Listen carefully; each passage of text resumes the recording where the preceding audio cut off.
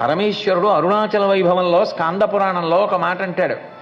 అందరు తల్లులు తమ బిడ్డల్ని పెంచడానికి పాలిచ్చి పెంచుతారు, కానీ పార్వతీదేవి అందుట అందరికీ ఉన్నట్టు నాకు ఒక్క బిడ్డడు కాదు, ఈ లోకమంతా నాకు బిడ్డలే. కాబట్టి నాకు నా భర్త ఆదేశించాడు, నువ్వు వెళ్ళి భూమి మీద తపస్సు చేస్తే భూమి యొక్క గొప్పతనం పెరుగుతుంది. అంతేకాదు, ధర్మం ఎంత గొప్పదో తెలియాలి.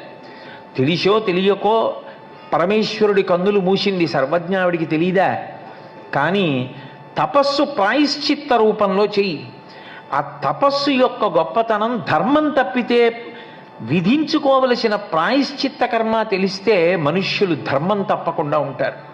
ఏదో నాకు ఒక్క కొడుకుని సుబ్రహ్మణ్యుడికి పాలివ్వడం కాదు, ఇంతమంది కోసం తపస్సు చేయడానికి వచ్చేస్తానని ఓ పార్వతి సుబ్రహ్మణ్యుడికి పాలివ్వకుండా పరిగెత్తుకొచ్చి ఇంతమందిని నీ బిడ్డల్ని చేసుకుని తపస్సు